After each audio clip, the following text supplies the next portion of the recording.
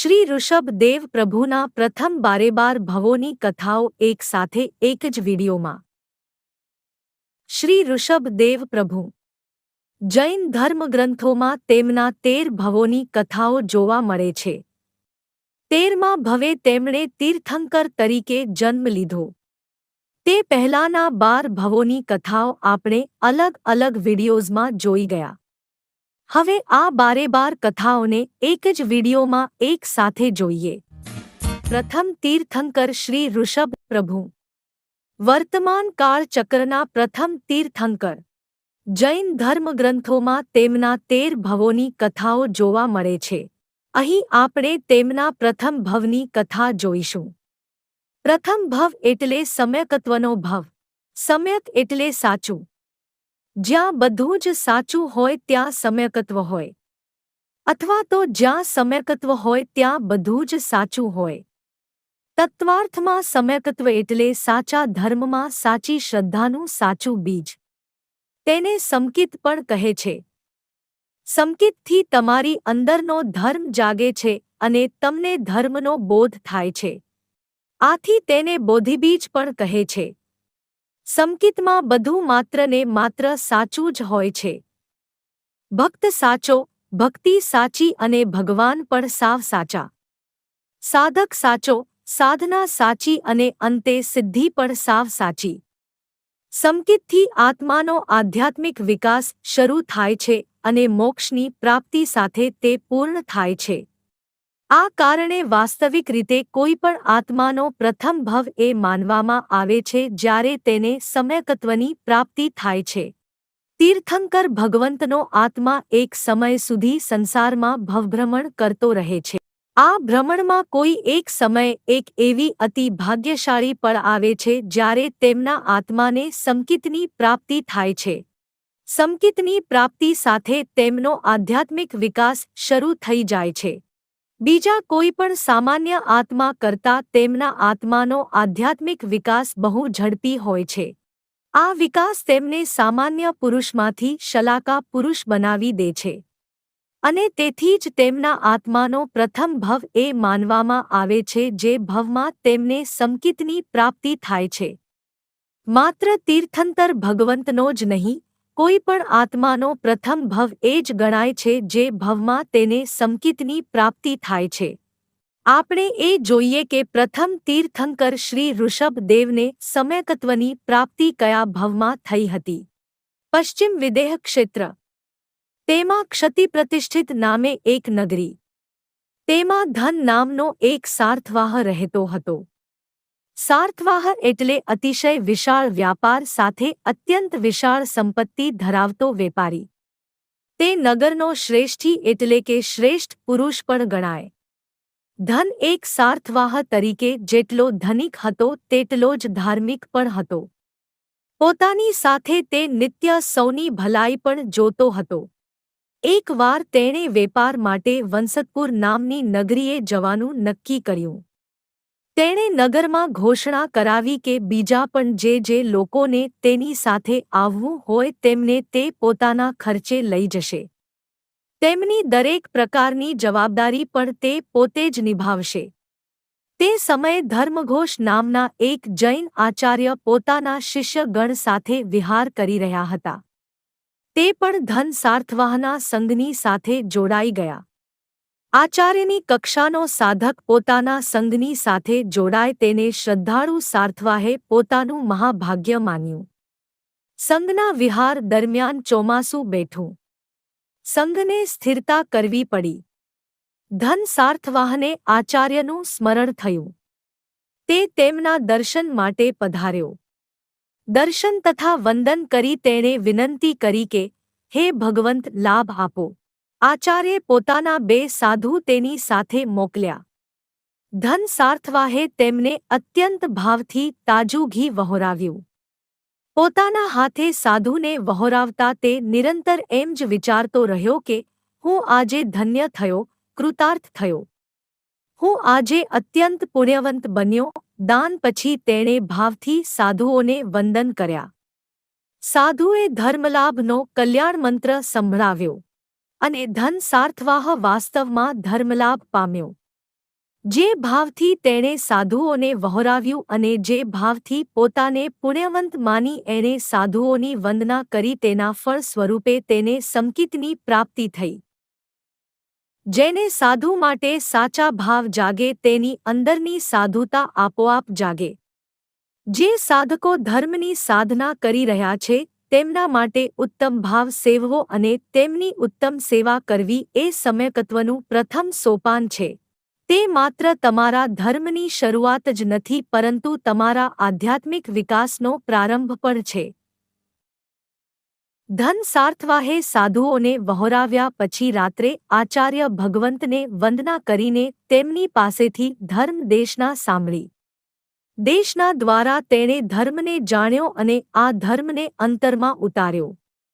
તેનો આધ્યાત્મિક વિકાસ વધારે દૃઢ બન્યો. બીજા દિવસે આચાર્ય ધર્મઘોષ પોતાના સાધુગણ સાથે વિહાર કરી ગયા. જતા જતા તે ધન સાર્થવાહના આત્માને ધર્મના પંથે વિહાર કરતો કરી ગયા. સાર્થવાહ વસંતપુર પહોંચ્યો. ત્યાં સારો એવો વેપાર કરી પોતાને નગર પાછો ફર્યો. જે ધર્મ તેને મળ્યો હતો એ ધર્મને તે જીવનભર નિરંતર પાળતો રહ્યો. કાળક્રમે દેહત્યાગ કરી તેણે બીજો ભવ ધારણ કર્યો.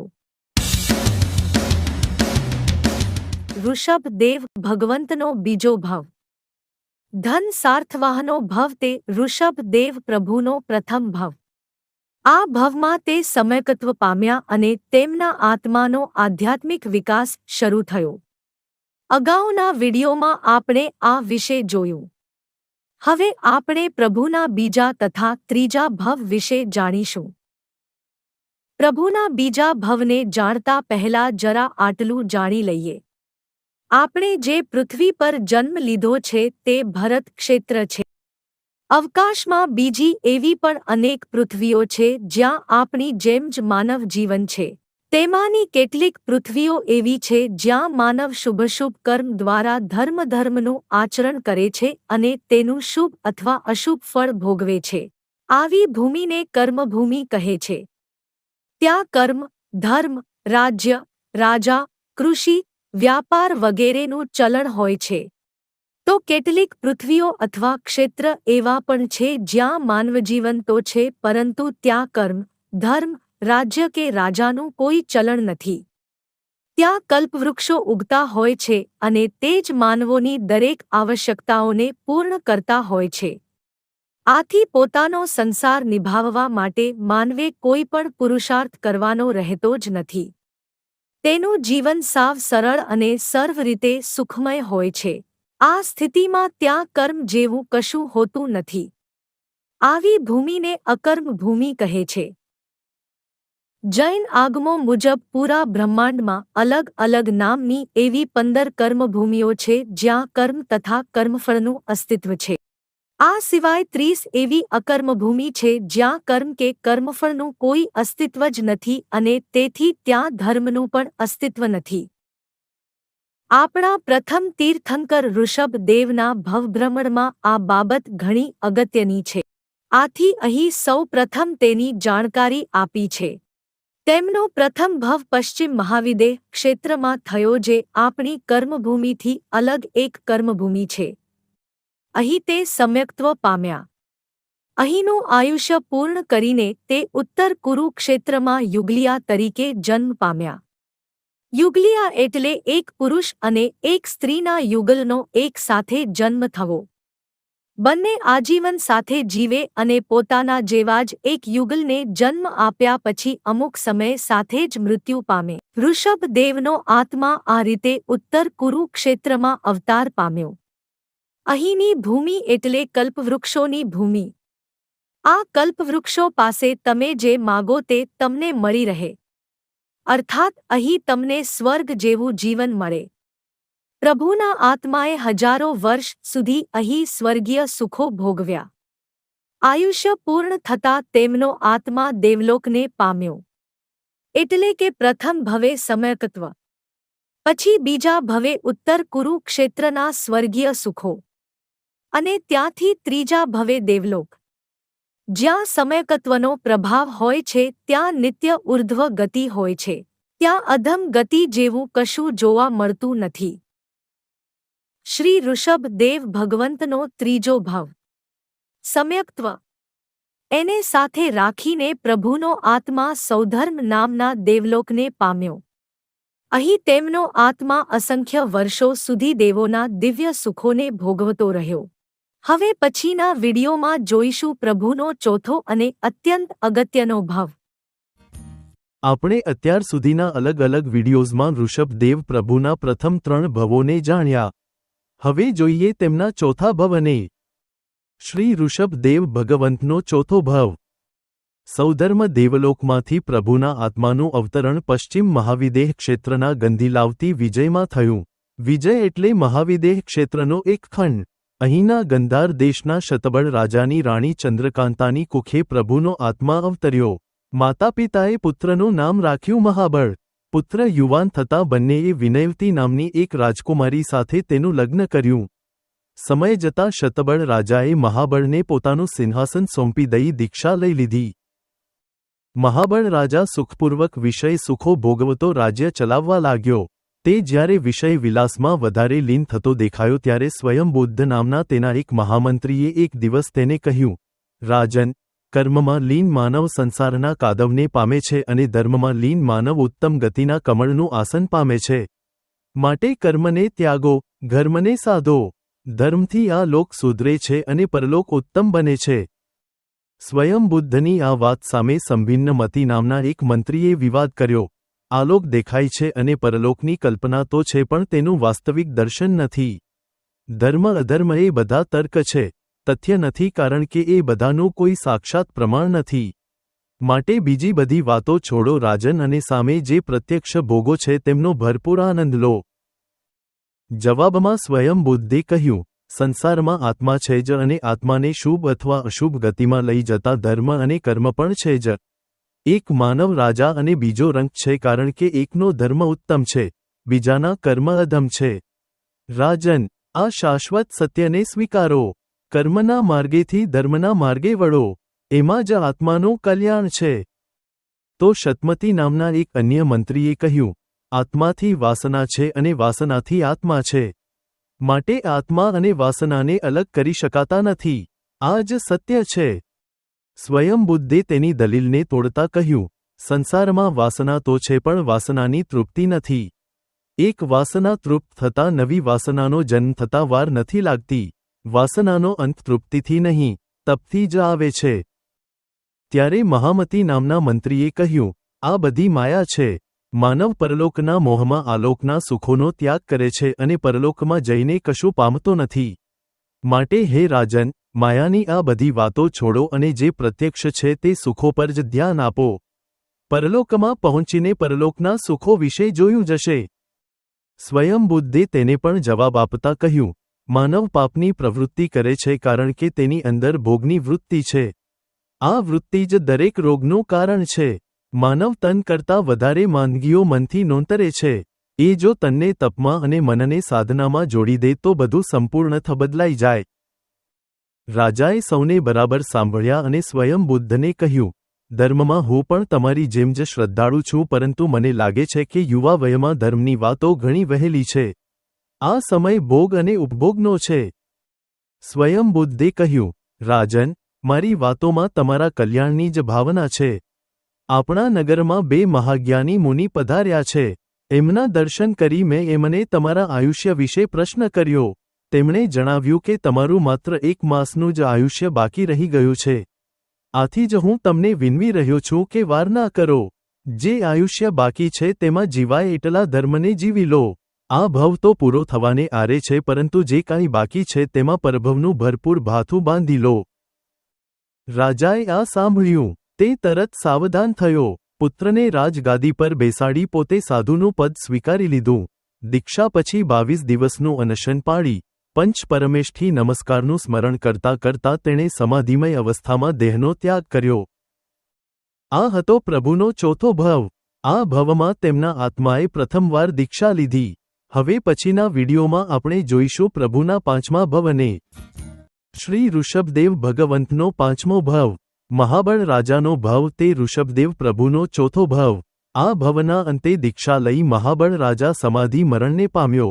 તેનો આત્મા ઈશાન કલ્પ નામના બીજા દેવલોકમાં લલિતાંગ દેવ તરીકે ઉત્પન્ન થયો. અવધિ જ્ઞાનથી તેણે જોયું કે પોતે જૈન ધર્મની દીક્ષા અને અનશન સહિતની તપસ્યાના ફળરૂપે આ દેવલોકને પામ્યો છે. દેવ તરીકે સૌ પ્રથમ તેમણે શાશ્વતી અરિહંત પ્રતિમાઓનું પૂજન કર્યું. એ પછી જ્ઞાન દીપક ગ્રંથો વાંચ્યા અને પોતાના વિમાનના મંડપના સ્તંભ ઉપર ડાબલામાં રહેલા અરિહંતના અસ્થિનું અર્ચન કર્યું. એ પછી તે સ્વયંપ્રભા નામની દેવી સાથે દિવ્ય સુખો ભોગવવા લાગ્યો. સમય જતાં સ્વયંપ્રભાનું આયુષ્ય પૂર્ણ થયું અને તેનો આત્મા ચ્યવન કરી ગયો.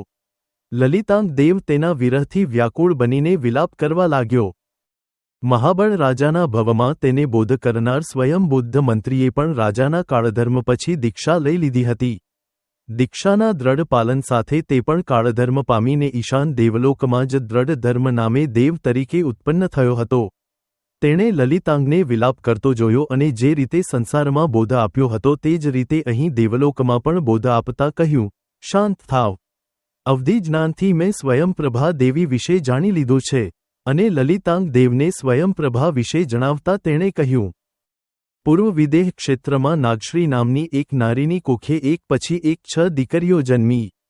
7મી વાર પણ તેણે એક પુત્રીને જ જન્મ આપતા તેના પતિએ તેને ત્યાગી દીધી. તેનાથી નાગશ્રીને એવું દુઃખ થયું કે તેણે નવી જન્મેલી પુત્રીને સાવ તરછોડી દીધી. તેનું નામ સુદ્ધા પાડ્યું નહીં. લોકોએ જ તેનું નામ નિર્નામિકા પાડી દીધું. નિર્નામિકા લોકોને ઘેર ઘેર જઈ જે તે કામ કરી પોતાનું જીવન વિતાવવા લાગી. એક દિવસ તેને લાડુ ખાવાની ઈચ્છા થઈ. તેની ઈચ્છાને માતાએ ગુસ્સા સાથે નકારી દીધી.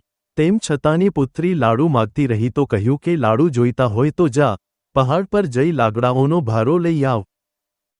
લાડુની ભૂખી નિર્નામિકા હાથમાં દોરડું લઈને પર્વત તરફ નીકળી પડી. તે સમયે પર્વતના શિખર ઉપર યુગંધર નામના એક મુનિને કેવળ જ્ઞાન થયું હતું. દેવતાઓ તેમના કેવળ જ્ઞાનનો ઉત્સવ કરી રહ્યા હતા. પર્વતની નજીકના રહેવાસીઓ પણ મુનિને વંદન કરવા માટે જઈ રહ્યા હતા. નિર્નામિકા પણ તેમની સાથે જોડાઈ ગઈ. તેણે મહામુનિના દર્શન તથા વંદન કર્યા. એ પછી અવસર મળતા તેણે મુનિને પૂછી લીધું, આ સંસારમાં મારાથી વધારે દુઃખી કોઈ છે ખરું? જવાબમાં મુનિએ તેને સંસારની ચારેય ગતિના સર્વ જીવોના દુઃખો જણાવ્યા. એ જાણતા નિર્નામિકાને ખ્યાલ આવ્યો કે આ દુઃખો સામે પોતાનું દુઃખ તો કોઈ વિસાતમાં જ નથી. તેનું મન શાંત થયું. તેણે મુનિની પાસે શ્રાવક ધર્મ ગ્રહણ કર્યો અને એક ધર્મમય શ્રાવિકા બની ગઈ. સમય જતાં તે યૌવનને પામી પણ કોઈ તેની સાથે લગ્ન કરવા માટે તૈયાર ના થયું. આટલું જણાવી દ્રઢ ધર્મ દેવે લલિતાંગ દેવને કહ્યું, હે દેવ, એ નિર્નામિકા જ તમારી સ્વયંપ્રભા છે. અત્યારે તે યુગંધર મુનિની પાસે અનશન વ્રત ધારણ કરીને રહેલી છે. તમે તેની પાસે જાઓ, તેને તમારું દર્શન કરાવો. તમને જોતા જ તે તમારામાં આસક્ત થશે અને મૃત્યુ પામીને તમારી પત્ની બનશે. લલિતાંગે દ્રઢ ધર્મની વાત માની. તે યુગંધર મુનીશ્વરને વંદન કરવા ગયો. નિર્નામિકાએ તેને જોયો. જોતા જ મોહ અનુભવ્યો. દેવ અદૃશ્ય થઈ ગયો. નિર્નામિકા એ પછી પણ એના જ વિચારો કરતી રહી. થોડા સમય પછી તે મૃત્યુ પામી અને ફરી એકવાર લલિતાંગ દેવની સ્વયંપ્રભા નામે દેવી બની. તેને ફરીથી પામીને લલિતાંગ તેના પ્રેમમાં રત થઈ ગયો.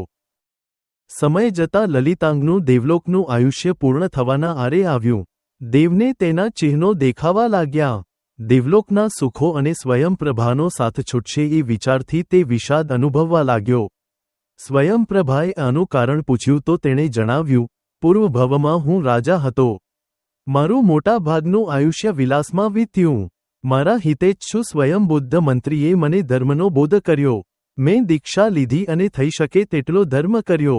તેના ફળ સ્વરૂપે આ દેવલોક મળ્યું, પરંતુ હવે મારું આયુષ્ય પૂર્ણ થવાના આરે છે. બંને વચ્ચે આ વાર્તાલાપ થઈ રહ્યો હતો તેવામાં એક દેવે આવીને ઘોષણા કરી કે આજે ઈશાન કલ્પના સ્વામી ઈશાનેન્દ્ર નંદીશ્વર દ્વીપ તેમજ અન્ય દ્વીપોમાં જિનેશ્વર દેવની પ્રતિમાઓની પૂજા કરવા જવાના છે. તેમની આજ્ઞા છે કે તમે પણ તેમની સાથે ચાલો. લલિતાંગ દેવે આ ઘોષણા સાંભળી અને વિષાદ વચ્ચે પણ આનંદનો અનુભવ કર્યો. પ્રભુની પૂજાનો અવસર તેને કલ્યાણમય લાગ્યો. ઉત્સાહભેર તે સ્વયંપ્રભાની સાથે નંદીશ્વર દ્વીપ તરફ જવાને નીકળ્યો. ત્યાં જઈ તેણે શાશ્વતી અરિહંત પ્રતિમાઓની પૂજા કરી. પૂજા કરતા કરતા તે પોતાના વિષાદને ભૂલી જઈને એક નવા જ શ્રદ્ધાભાવમાં સરી પડ્યો. તે નંદીશ્વર દ્વીપથી અન્ય તીર્થો તરફ જવા માટે આગળ વધી રહ્યો હતો ત્યારે માર્ગમાં જ તેનું દેવલોકનું આયુષ્ય પૂર્ણ થઈ ગયું. આ હતો ઋષભદેવ પ્રભુનો 5મો ભવ. આ ભવમાં સ્વયંપ્રભાના આત્મા સાથે પ્રભુના આત્માનું પ્રથમ મિલન થયું. આ જ ભવમાં તેમણે સ્વયંપ્રભાને એકવાર ગુમાવી અને ફરીવાર પાછી પણ મેળવી. અહીંથી બંને વચ્ચે ભવોભવનો સંબંધ શરૂ થયો. પ્રભુના અંતિમ ભવ સુધી આ સંબંધ કોઈને કોઈ રીતે બંધાયેલો રહ્યો. આપણે હવે પછીના વિડીયોમાં જોઈશું પ્રભુના છઠ્ઠા ભવને. શ્રી ઋષભ દેવ ભગવંતનો છઠ્ઠો ભવ. પૂર્વ મહાવિદેહ ક્ષેત્ર. પુષ્કલાવતી વિજય. તેનું લોહારગલ નામનું મોટું નગર. તેનો રાજા સુવર્ણજંગ. તેની પત્ની લક્ષ્મી. આ રાજા રાણીને ત્યાં લલિતાંગ દેવનો આત્મા પુત્ર તરીકે જન્મ પામ્યો. તેનું નામ રાખવામાં આવ્યું વજ્રજંગ. એ જ પુષ્કલાવતી વિજય. તેની પુંડરીકિણી નગરી. તેનો વજ્રસેન રાજા અને ગુણવતી રાણી. એમને ત્યાં સ્વયંપ્રભાનો આત્મા પુત્રી તરીકે જન્મ પામ્યો. તેનું નામ રાખવામાં આવ્યું શ્રીમતી. તે યુવાન થઈ. એક દિવસ તે પોતાના મહેલની અટારી પર બેઠી હતી. તે સમયે કોઈ મુનીશ્વરને કેવળ જ્ઞાન પ્રાપ્ત થયું. તેમના કેવળ જ્ઞાનનો મહોત્સવ મનાવવા દેવો જઈ રહ્યા હતા. આ જોતા શ્રીમતીને થયું કે પોતે આવું પહેલા પણ ક્યાંક જોયું છે. વધુને વધુ વિચારતા તેની અંદર પૂર્વ જન્મનું સ્મરણ તાજું થયું. અચાનક થયેલા સ્મરણથી તે જરા વાર માટે મૂંઝામાં સરી પડી. થોડી વારે તે જાગી. તેને યાદ આવ્યું કે પૂર્વ ભવે લલિતાંગ દેવ તેનો સ્વામી હતો. સ્વામીની યાદ સાથે તેનો પ્રેમ પણ તરત જાગ્યો. જો કે લલિતાંગનો આત્મા અત્યારે ક્યાં હતો તેની તેને કોઈ ખબર નહોતી. શ્રીમતીએ પોતાના દેવની યાદમાં મૌન ધારણ કરી લીધું. શ્રીમતીની એક ધાત્રી હતી જેણે તેને નાનેથી મોટી કરી હતી. તેનું નામ હતું પંડિતા. તેણે શ્રીમતીને સમજાવી કે તારી જે કોઈ સમસ્યા છે તે મને જણાવ. કદાચ હું તારી કોઈ મદદ કરી શકું. શ્રીમતીએ પંડિતાને પોતાની અને લલિતાંગ દેવની પૂરી કથા કહી. તેણે જે કથા કહી તેનું પૂર્ણ ચિત્ર પંડિતાએ એક વિશાળ પટમાં તૈયાર કર્યું. એ પટને લઈને તે રાજમાર્ગ પર પહોંચી. આવતા જતા સૌને દેખાય એ રીતે એ વિશાળ પટને યોગ્ય રીતે ઊભો કરીને તે પોતે પટની પાસે ઊભી રહી. સંયોગવશ એ સમયમાં જ વજ્રસેન રાજાનો જન્મદિવસ આવી રહ્યો હતો. આ અવસર પર ઘણા રાજાઓ તથા રાજકુમારો નગરીમાં આવ્યા હતા. તેમાં દુર્દાંત નામનો એક રાજકુમાર પણ હતો. તેણે પટને જોયો. તેમાં જે આલેખન કરવામાં આવ્યું હતું તે બધું પણ જોયું તથા વાંચ્યું. તેને ખ્યાલ આવ્યો કે સ્વયંપ્રભા નામની એક અપ્સરાની જીવનકથાનો આ પટ છે. તેને થયું કે આ અપ્સરા જો મને મળી જાય તો મારો ભવ સુધરી જાય. તેણે એક ઢોંગ રચ્યો. પેલા પટને જોતા પોતાને જાણે પૂર્વ જન્મ યાદ આવી ગયો હોય અને તેના કારણે મૂર્છા આવી ગઈ હોય તેમ તે બેભાન જેવો થઈને જમીન પર પડી ગયો.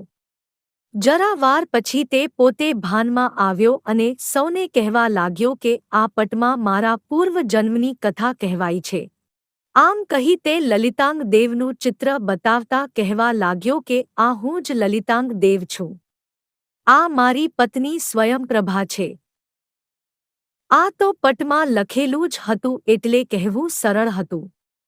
પરંતુ પંડિતા એમ તો માનવાની નહોતી. તેણે દુર્દાંતને સવાલો પૂછવાના શરૂ કર્યા. તેણે પટમાં રહેલા મુનિનું નામ પૂછ્યું. પટમાં આલેખિત રાજા અને તેના મંત્રીઓના નામ પૂછ્યા. તપસ્વીનીના રૂપમાં દેખાતી સ્વયંપ્રભાનું તે સમયનું નામ પૂછ્યું. દુર્દાંત પાસે તેના એક પણ સવાલનો જવાબ નહોતો. પંડિતા સમજી ગઈ કે આ કોઈ માયાવી છે. આવા માયાવી સામે માયા રચતા પંડિતા બોલી, તમે સાવ સાચા છો હે લલિતાંગ દેવ. એ તો જાણે નક્કી છે કે આ પટમાં દેખાતા દેવ તમે જ છો. તમારી પત્ની સ્વયંપ્રભા આ ભવમાં જન્મીને તમારા માટે જ ઝૂરી રહી છે. કોઈ મોટા કર્મદોષના કારણે તે અપંગ થઈને જન્મી છે. તમે મારી સાથે ચાલો. હું તમને તેની પાસે લઈ જાઉં. એ અપંગ બિચારી કન્યાનો ઉદ્ધાર કરો. દુર્દાંત તેની સાથે જવાને બદલે ત્યાંથી ભાગી ગયો. થોડો સમય વીત્યો. ભાગ્ય યોગે ત્યાં વજ્રજંગ રાજકુમારનું આગમન થયું. પટ પર તેની નજર પડી અને નયન ત્યાં જ સ્થિર થઈ ગયા. તેને પૂર્વભવનું સ્મરણ થયું અને તેના ભારથી તે જરા વાર માટે મૂર્છા પામી ગયો. થોડી વારે તે હોશમાં આવ્યો. હોશમાં આવી તેણે પટમાં જોઈ પંડિતાને બધું રજે રજ જણાવ્યું કે આ ઈશાન કલ્પ દેવલોક છે. આ હું લલિતાંગ દેવ છું. આ મારી દેવી સ્વયંપ્રભા છે. આ તેનું નિર્નામિકાનું સ્વરૂપ છે. આ કેવળજ્ઞાની યુગંધર મુનિ છે જેમની પાસે નિર્નામિકા અંશન ધારણ કરીને બેઠી છે. પંડિતાને ખાતરી થઈ ગઈ કે તે જ લલિતાંગ દેવનો આત્મા છે. તે શ્રીમતીની પાસે ગઈ અને તેને પૂરી બાબત જણાવી. શ્રીમતીએ પંડિતા દ્વારા પિતા સુધી આ વાત પહોંચાડી અને રાજા વજ્રસેને શ્રીમતી તેમજ વજ્રજંગનું પાણીગ્રહણ કરાવી આપ્યું. શ્રીમતી અને વજ્રજંગનો સુખમય સંસાર શરૂ થયો. થોડા સમય પછી પિતા સુવર્ણજંગે પુત્ર વજ્રજંગને રાજગાદી સોંપી દીક્ષા લઈ લીધી. શ્રીમતી અને વજ્રજંગ રાજારાણીના સ્વરૂપે ઉત્તમ જીવન જીવવા લાગ્યા. આ તરફ શ્રીમતીના પિતા વજ્રસેને પોતાના પુત્ર પુષ્કરપાળને રાજગાદી સોંપીને દીક્ષા લીધી અને તીર્થંકર બન્યા. તેમના પછી કેટલાક સામંતો પુષ્કરપાળની વિરુદ્ધ જંગે ચઢ્યા. પુષ્કરપાળે વજ્રજંગની મદદ માગી. વજ્રજંગ તેની મદદ માટે સૈન્ય લઈને રવાના થયો ત્યારે શ્રીમતી પણ તેના સંગે ચાલી. તેમનું સૈન્ય અડધા માર્ગે પહોંચ્યું હતું ત્યાં રસ્તામાં શર્કટ નામનું વન આવ્યું. અહીં દ્રષ્ટિ વિષ સર્પનો વાસ હતો. આવા સર્પની દ્રષ્ટિના ડંખથી જ માનવ મોતને ઘાટ ઉતરી જાય. વજ્રજંગ રાજાએ પથ બદલી દીધો. તે પુષ્કરપાળની મધ્યે પહોંચ્યો. તેની શક્તિ આગળ સામંતો વામણા સાબિત થયા. પુષ્કરપાળના શાસનને પૂર્ણ રીતે સ્થિર કરીને વજ્રજંગ અને શ્રીમતી પોતાના રાજ્ય તરફ પાછા ફર્યા. રસ્તામાં પેલું શર્કટ વન આવ્યું. વનમાં સાગ્રસેન અને મુનિસેન નામના બે સહોદર મુનિઓને કેવળજ્ઞાન થયું હતું. તેના મહોત્સવ માટે દેવો પધાર્યા હતા. તેમના આગમનને કારણે દ્રષ્ટિ વિષ સર્પના વિષનો નાશ થયો હતો. રાજા વજ્રજંગ તે મુનિઓના દર્શન માટે વનમાં પ્રવેશ્યો. મુનિઓ પાસે પહોંચીને રાજારાણીએ ભાવથી વંદના કરી. મુનિઓને વંદન કરતા રાજા વજ્રજંગના હૃદયમાં સાવ અનાયાસે વૈરાગ્યનો ભાવ જાગ્યો. તેનો આત્મા સંકિત પામેલો હતો અને દીક્ષાનો પણ તેને અનુભવ હતો જ. આવા આત્માને માત્ર નિમિત્તની જરૂર હોય છે. કેવળજ્ઞાની મુનિઓના સ્વરૂપમાં તેને નિમિત્ત મળી ગયું. તેણે મનોમન નક્કી કરી લીધું કે અહીંથી નગરમાં પાછો ફરીને પોતે પુત્રને રાજગાદી સોંપી દેશે અને દીક્ષા લઈ લેશે. શ્રીમતીના મનમાં પણ તે જ સમયે વૈરાગ્યની ભાવના જાગી. બંનેના મન મળેલા હતા એમ જાણે આત્માના ભાવ પણ મળેલા હતા. પણ એમના ભાગ્યમાં કાંઈક બીજું જ લખાયેલું હતું. તે બંને જ્યારે રાજ્યની બહાર હતા ત્યારે તેમનો પુત્ર રાજ્ય ચલાવી રહ્યો હતો. એણે રાજ્યના પૂરા મંત્રીમંડળને પોતાનું કરી લીધું હતું. પિતાની રાજગાદી હીનવીને હવે પોતે જ કાયમી રાજા બનવા માટે તે પૂર્ણ રીતે સજ્જ થઈ ચૂક્યો હતો. આ વાસ્તવિકતાથી અજાણ રાજારાણી નગરમાં પાછા ફર્યા. તે સમયે સૂર્ય ઢળી ચૂક્યો હતો અને પ્રવાસથી થાકેલા રાજારાણીના મનમાં પણ વિસામો લેવાનો ભાવ હતો. બંને એ મનોકામના સાથે રાત્રે સૂઈ ગયા કે સવારે જાગીને પુત્રને રાજગાદી સોંપી દઈને મોક્ષના માર્ગે નીકળી પડીશું.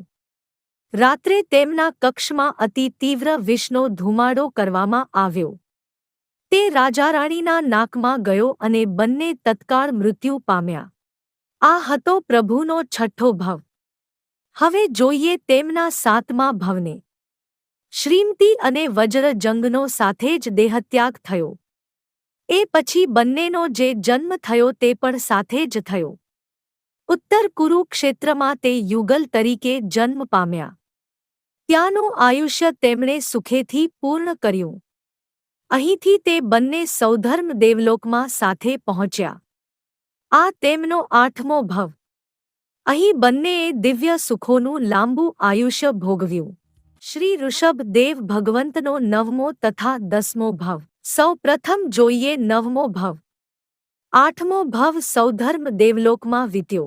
સૌધર્મ દેવલોકનું આયુષ્ય પૂર્ણ થયું.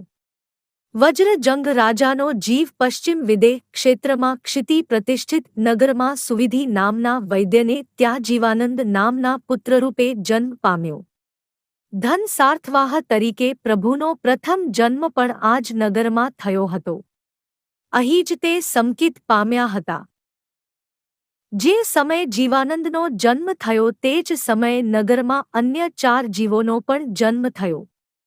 તેમાંનો એક હતો રાજકુમાર મહિધર, બીજો હતો મંત્રીપુત્ર સુબુદ્ધિ, ત્રીજો હતો પૂર્ણભદ્ર નામે એક સાર્થપુત્ર અને ચોથો હતો ગુણાકર નામે એક શ્રેષ્ઠીપુત્ર.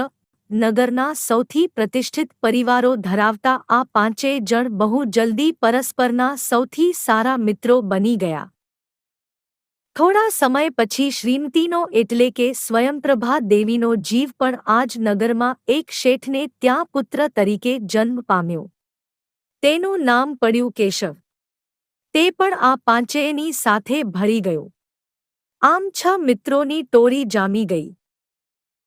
જીવાનંદ એક વૈદ્યનો પુત્ર હતો અને તે અષ્ટાંગ આયુર્વેદનો બહુ મોટો નિષ્ણાત હતો. એક દિવસ 6 મિત્રો જીવાનંદને ઘેર બેઠા હતા. તે સમયે એક સાધુ મહાત્મા ત્યાં વહોરવાને પધાર્યા.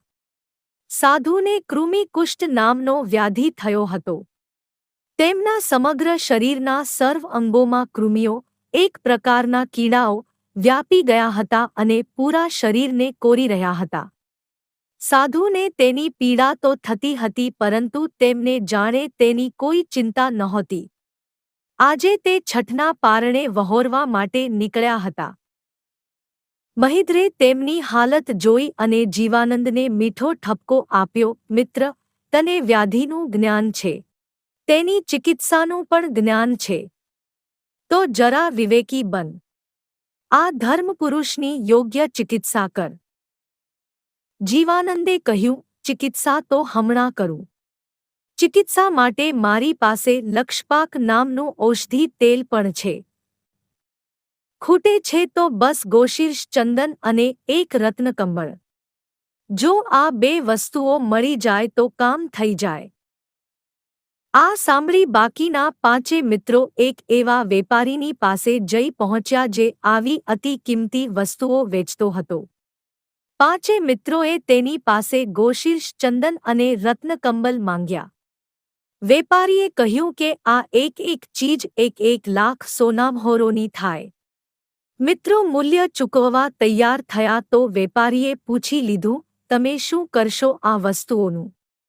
મિત્રોએ કહ્યું કે એક સાધુ મહાત્માના ઉપચાર માટે આ વસ્તુઓ જોઈએ છે. વેપારીને થયું કે ધન્ય છે આ યુવાનો કે એક સાધુની સેવા માટે આટલું મૂલ્ય ચૂકવવા રાજી થયા છે. તેણે કશું મૂલ્ય લીધા વગર બંને વસ્તુઓ આપી. તે એટલું જ બોલ્યો કે હવે તમારા પુણ્યનો હું પણ ભાગીદાર છું. સમય જતાં દીક્ષા લઈ તે વેપારી મોક્ષને પામ્યો. અહીં 5 મિત્રો જીવાનંદની પાસે પાછા આવ્યા. તેમને સાથે રાખીને જીવાનંદ પેલા સાધુ મહાત્માની પાસે પહોંચ્યો. મુનિવર એક વટ વૃક્ષની નીચે કાયોત્સર્ગમાં ઊભા હતા. તેમને વંદન કરી તેમની અનુમતિ લઈ જીવાનંદ તેમજ તેના મિત્રોએ તેમની સારવાર શરૂ કરી. સૌ પ્રથમ તો તે એક ગાયનું મડદું લઈ આવ્યા. એ પછી તેમણે મુનિના સમગ્ર શરીર પર લક્ષપાક તેલનું મર્દન કર્યું. અતિ ઉષ્ણ એવું તે તેલ મુનિની નસેન્સમાં વ્યાપી ગયું અને તેની ઉષ્ણતાના કારણે તે થોડા સમય માટે મૂર્છિત થઈ ગયા. તેલની અસર દેહમાં રહેલા કીડાઓ ઉપર પણ થઈ. તે મુનિના શરીરમાંથી બહાર નીકળવા લાગ્યા. તેમને નીકળતા જોઈ જીવાનંદે સાધુના દેહ પર રત્નની કંબળ ઓઢાડી દીધી. તે એકદમ શીતળ હતી. કીડાઓ તેની અંદર લપાઈ જવા લાગ્યા. રત્નકંબળ તેમનાથી ભરાઈ ગઈ એટલે તેને હલાવ્યા વગર જીવાનંદે ધીરે ધીરે ઉઠાવી અને તેની અંદર રહેલા કીડાઓને ગાયના મડદા ઉપર ખંખેરી દીધા જેથી તે મરી ના જાય. કીડાઓ પ્રત્યે પણ આવો દયાભાવ. આટલું કરી જીવાનંદે મુનિના શરીર પર ગોશીર્ષ ચંદન લગાવ્યું. તેનાથી મુનિનો દેહ જરા શીત થયો. જો કે હજુ માત્ર ત્વચાને કોરી રહેલા કીડાઓ જ બહાર નીકળ્યા હતા. મુનિની કાયા પર ફરીવાર તેલનું મર્દન કરવામાં આવ્યું. આ વખતે તેમની કાયાના માંસમાં પ્રસરી ગયેલા કીડાઓ બહાર આવવા લાગ્યા. તેમને પણ અગાઉની જેમ જ રત્નકંબળ પર લઈ ગાયના મડદા પર ખંખેરી દેવામાં આવ્યા. ત્યારબાદ એ જ રીતે અસ્થિઓમાં રહેલા કીડાઓને પણ દૂર કરવામાં આવ્યા. એમ એક પછી એક પૂરા શરીરમાંથી સર્વ કીડાઓને દૂર કરી દેવામાં આવ્યા. અંતે સાધુ મહાત્માનું શરીર કીડાઓથી બિલકુલ મુક્ત થઈ ગયું. તેમની કાયા નિરોગી બનીને એક સાવ નવી જ કાંતિથી ચમકવા લાગી. ચિકિત્સા પૂર્ણ કરી 6 મિત્રોએ સાધુ મહારાજને કોઈ પીડા પહોંચી હોય તો તે માટે ક્ષમા માગી. મુનિ તેમને ધર્મલાભ કહી ત્યાંથી બીજે વિહાર કરી ગયા. આ મિત્રો પાસે રત્નકંબળ જેમનું તેમ હતું. ગોશીર્ષ ચંદન પણ ઠીક બચ્યું હતું. મિત્રોએ પેલા વણિકની રજા લઈ બંને વસ્તુઓ વેચી દીધી અને જે રકમ મળી તેમાં ઉમેરો કરીને એક જૈન ચૈત્ય ઊભું કરાવ્યું. એ પછી તેમણે અરિહંતની આરાધના અને ગુરુ ભગવંતની ઉપાસનામાં જીવન લગાવી દીધું. સમય જતાં તેમણે એક સાથે દીક્ષા લઈ લીધી. સાધનામય સાધુ જીવન ગાળી અંતે અનશન ધારણ કરી લઈ તેમણે સમાધિમય અવસ્થામાં દેહત્યાગ કર્યો. તે સૌનો જન્મ સાથે થયો. તે સૌ સાથે જ ધર્મમય જીવન જીવ્યા અને અંતે સમાધિમય મરણ પણ સાથે જ પામ્યા. ધર્મના ઋણાનુબંધ ક્યારેક આવા પણ હોય છે. તે ધર્મથી બંધાય છે અને ધર્મનું બળ બની જાય છે. આ હતો ઋષભ દેવ પ્રભુનો 9મો ભવ. આ ભવમાં સ્વયંપ્રભાનો આત્મા તેમના મિત્ર કેશવ તરીકે જન્મ પામ્યો. શ્રી ઋષભ દેવ ભગવંતનો 10મો ભવ. 6 ઉત્કૃષ્ટ આત્માઓ. તેમણે સાથે ધર્મ કર્યો, સાથે દીક્ષા લીધી અને અંતે સાથે જ સમાધિ મરણને પામ્યા અને સાથે જ અચ્યુત નામના 12મા દેવલોકને પામ્યા. આ હતો પ્રભુનો 10મો ભવ. તેમનું આયુષ્ય હતું 22 સાગરોપમનું. શ્રી ઋષભ દેવ ભગવંતનો 11મો ભવ. આપણે અત્યાર સુધી પ્રભુના 10 ભવ જોયા. હવે જોઈએ તેમનો 11મો ભવ. પ્રભુના સર્વ ભવોમાં આ ભવ સૌથી અગત્યનો છે કારણ કે આ ભવમાં જ તેમણે તીર્થંકર નામકર્મ બાંધ્યું હતું. આ નામકર્મ સાથે તેમણે તીર્થંકર બનવાની યોગ્યતા સિદ્ધ કરી હતી. પ્રભુ 10મા ભવે અચ્યુત દેવલોકમાં હતા. તેમની સાથે અન્ય 5 મહાભવ્ય આત્માઓ પણ અચ્યુત દેવલોકના દિવ્ય સુખો ભોગવી રહ્યા હતા. તે સૌએ અહીં 22 સાગરોપમનું આયુષ્ય પૂર્ણ કર્યું. હવે તેમણે પૃથ્વી પર અવતરણ કરવાનું હતું. 6માંથી 5 આત્માઓ એક સાથે એક જ માતા પિતાને ત્યાં અવતર્યા.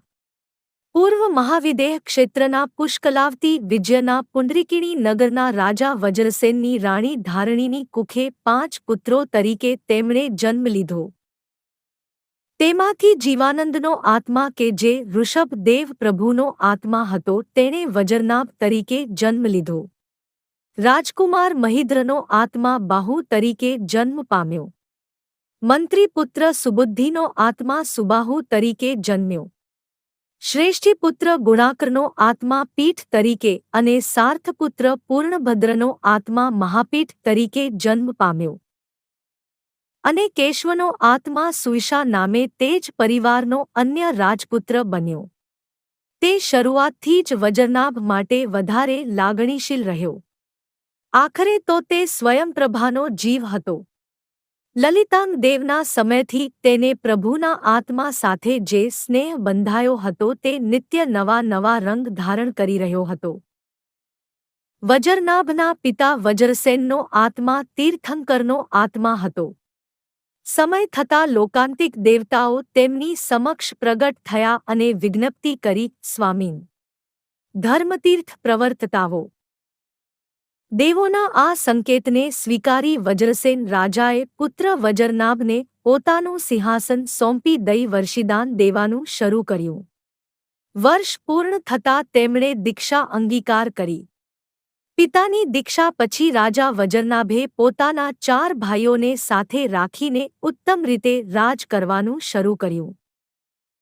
વજ્રસેન પ્રભુને કેવળ જ્ઞાન પ્રાપ્ત થયું. તેમણે જિનશાસનની સ્થાપના કરી. અહીં તેમને કેવળ જ્ઞાન પ્રાપ્ત થયું ત્યારે જ ત્યાં વજરનાભ રાજાની આયુધશાળા એટલે કે શસ્ત્રભંડારમાં ચક્ર ઉત્પન્ન થયું. વજરનાભનો જીવ જ્યારે દેવલોકમાંથી માતા ધારણીની કુખે અવતર્યો ત્યારે માતાને 14 મહાસ્વપ્નો દેખાયા હતા. આ સ્વપ્નો દર્શાવતા હતા કે વજરનાભ ભવિષ્યમાં ચક્રવર્તી રાજા બનશે. હવે તેની આયુધશાળામાં ચક્ર ઉત્પન્ન થયું હતું જેનો અર્થ એ હતો કે તેના માટે ચક્રવર્તી બનવાની પળ આવી પહોંચી હતી. ચક્રની સાથે જ ચક્રવર્તીને છાજે એવા અન્ય 13 રત્નો પણ તેને પ્રાપ્ત થયા. આ ચક્ર, આ રત્નો અને પોતાના બળ વડે વજરનાભ રાજાએ બહુ થોડા સમયમાં સમગ્ર પૃથ્વીને એટલે કે પુષ્કલાવતી વિજયને પૂરેપૂરો સાધી લીધો. તેનો ચક્રવર્તીના પદે અભિષેક કરવામાં આવ્યો. આ રીતે વજરનાભે ચક્રવર્તીનું પદ તો પ્રાપ્ત કર્યું પરંતુ તેને રાજચક્ર કરતાં ધર્મચક્રમાં જ નિત્ય વધારે રુચિ રહી. એવામાં એક સમયે વજ્રસેન પ્રભુ સ્વયં તેની નગરીમાં પધાર્યા. તીર્થંકર જેવા તીર્થંકર પધારે અને તે પણ પોતાના સંસારી પિતા હોય તો કયો પુત્ર તેમના દર્શન માટે દોડી ના જાય. વજરનાભને તો આમે ધર્મનું આકર્ષણ વધારે રહ્યું હતું. તે પ્રભુના દર્શન માટે દોડી ગયો અને પ્રભુના દર્શન થતાં જ વંદન કરતો નમી પડ્યો. અને જ્યાં પ્રભુની દેશના સાંભળી ત્યાં તેનો આત્મા પૂરેપૂરો ધર્મમય બની ગયો. એ આત્મામાં પ્રભુ રહી ગયા અને સંસાર વહી ગયો. વજરનાભે પ્રભુ પાસે દીક્ષા માત્ર માગી નહીં પરંતુ મેળવી લીધી. અને જ્યાં પરિવારનો મોભી દીક્ષા લે ત્યાં અન્ય ભાઈઓ પાછળ રહે ખરા. બાકીના 4 ભાઈઓ બાહુ, સુબાહુ, પીઠ અને મહાપીઠે પણ દીક્ષા લેવામાં જરાય વાર કરી નહીં. સુઈશા વજરનાભ ચક્રવર્તીનો સારથી બનીને સદા તેની સાથે રહેતો હતો. ચક્રવર્તીને દીક્ષા લેતા જોઈ એણે પણ સારથીપણું છોડીને સાધુપણું સ્વીકારી લીધું. સાધુ બની વજરનાભ એક મહાસત્વ અને મહાભવ્ય સાધક બની ગયા. અરિહંતની આરાધના અને સિદ્ધિપદની સાધનામાં એમનો આત્મા લીન બની ગયો. અખંડ સાધનાઓ દ્વારા તેમણે અનેક અસાધારણ લબ્ધિઓ સિદ્ધ કરી. જોવાની ખૂબી એ હતી કે તેમણે આ લબ્ધિઓ માટે કોઈ સાધના નહોતી કરી પરંતુ તેમણે જે સાધનાઓ કરી હતી તે સ્વયં એવી અસાધારણ હતી કે લબ્ધિઓ પોતે આવીને તેમને વરી જતી હતી. એમની દરેક સાધના પાછળ એક જ ધ્યેય રહ્યું, સવી જીવ કરું શાસનરસી. સર્વ જીવોને હું જીન શાસનમય કરું. હું સ્વયં મોક્ષ પામું અને મારા થકી સર્વ આત્માઓ મોક્ષ પામે. આ ધ્યેયને સાથે રાખીને તેમણે 20 સ્થાનકોની આરાધના કરી. 20 સ્થાનકોની આરાધના. જે આ આરાધના કરે તે તીર્થંકર નામ કર્મ બાંધે, અને જે આ નામ કર્મ બાંધે તે તીર્થંકર તરીકે અવતાર ધારણ કરવાની સિદ્ધિને પ્રાપ્ત કરે. આ 20 સ્થાનકોના નામ અહીં આપ્યા છે. આ 20માંથી કોઈ પણ એક અથવા વધારે પદની આરાધના કરીને તીર્થંકર નામ કર્મ બાંધી શકાય છે. જો કે મુનિવર વજ્રનાભે આ 20માંથી કોઈ 1, 2 અથવા 5, 10 સ્થાનકની નહીં પરંતુ 20 સ્થાનકોની આરાધનાઓ કરી અને આ આરાધનાઓ દ્વારા તીર્થંકર નામકર્મ બાંધ્યું. વર્તમાન 24ના 24 તીર્થંકરોમાંથી પ્રથમ તીર્થંકર શ્રી ઋષભદેવ ભગવંત અને ચરમ તીર્થંકર શ્રી મહાવીર સ્વામીએ જ આ 20 સ્થાનકોની આરાધનાઓ કરીને તીર્થંકર નામકર્મ બાંધ્યું છે. અન્ય સર્વ તીર્થંકરોએ 1 અથવા 2 સ્થાનકોની આરાધના દ્વારા તીર્થંકર નામકર્મ બાંધ્યું છે. આ 20 સ્થાનકોની આરાધના વિશે આપણે એક અલગ વિડીયોમાં વિગતવાર જોઈશું. વજ્રનાભ મુનિવરે તીર્થંકર નામકર્મ બાંધ્યું. તેમની સાથેના બાહુ મુનિએ સાધુઓની અખંડ વૈયાવચ્ચ દ્વારા ચક્રવર્તી નામકર્મ બાંધ્યું. તો તપસ્વી સાધુઓની અથાક સેવા શુશ્રૂષાથી સુબાહુ મુનિએ એવું લોકોત્તર બાહુબળ પ્રાપ્ત કર્યું કે ચક્રવર્તીની કક્ષાનો યોદ્ધો પણ તેમને હરાવી ના શકે. એક સમયે વજ્રનાભ મુનિ બાહુ અને સુબાહુની વૈયાવચ્ચ તથા સેવા શુશ્રૂષા જોઈને તેમની પ્રશંસામાં બોલી ઉઠ્યા કે સાધુઓની વૈયાવચ્ચ અને શુશ્રૂષા કરનાર આ બાહુ અને સુબાહુને ધન્ય છે. મુનિ પીઠ અને મહાપીઠે આ સાંભળ્યું. બંને જ્ઞાન સાધક મુનિ હતા. તેમને થયું કે સંસારમાં જે ઉપકાર કરે છે તેનો ઉપકાર દેખાય છે અને તેથી તે પ્રશંસા પામે છે. આપણે જ્ઞાનની સાધના અને આગમના અધ્યયનમાં લીન રહીએ છીએ તેથી આપણે ઉપકારી નથી તો આપણી પ્રશંસા કોણ કરે? બધે ઉપકારીનું જ માન છે. એ બંનેએ અજાણતા જ માયા અને મિથ્યાત્વનું આચરણ કર્યું. પોતાની આ ભૂલ તેમના ધ્યાનમાં આવી નહીં અને તેથી આવા ઈર્ષ્યાથી ભરેલા દુષ્કૃત્યની તે આલોચના કરી શક્યા નહીં.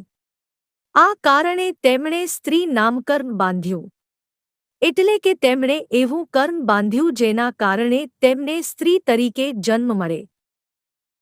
સુઈશા પોતાની રીતે વજ્રનાભને અનુસરતો સાધના આરાધના કરતો રહ્યો. અંતે અંશન ધારણ કરી આ 6 મહાભવ્ય આત્માઓએ દેહત્યાગ કર્યો. આ હતો વજ્રનાભ તરીકે પ્રભુનો 11મો ભવ. આ ભવમાં તેમના પિતા પોતે તીર્થંકર હતા. આ જ ભવમાં વજ્રનાભ પોતે ચક્રવર્તી બન્યા. સમગ્ર પૃથ્વી પર તેમણે શાસન કર્યું અને તે પછી દીક્ષા લઈને તીર્થંકર નામકર્મ બાંધ્યું. હવે જોઈએ ઋષભદેવ પ્રભુના 12મા ભવને. મુનિવર વજ્રનાભનો જીવ આયુષ્ય પૂર્ણ થતા કાળધર્મ પામ્યો. તેમની સાથે અન્ય 5 મુનિઓ પણ કાળધર્મ પામ્યા. તે 6 મહાસત્વ આત્માઓ સર્વાર્થ સિદ્ધ નામના 5મા અનુત્તર વિમાનના દેવતા બન્યા. તેમનું આયુષ્ય 33 સાગરોપમનું રહ્યું. આ હતો ઋષભદેવ ભગવંતનો 12મો ભવ. અને 13મા ભવે તેમણે તીર્થંકર તરીકે જન્મ લીધો. ઋષભદેવ ભગવંતનો આત્મા ધન સાર્થવાહના ભવમાં સંકિત પામ્યો. એ તેમનો પ્રથમ ભવ હતો. એ પછી તેમણે 13મા ભવે તીર્થંકર તરીકે અવતાર ધારણ કર્યો. એ પહેલાના 12 ભવની કથાઓ આપણે જાણી.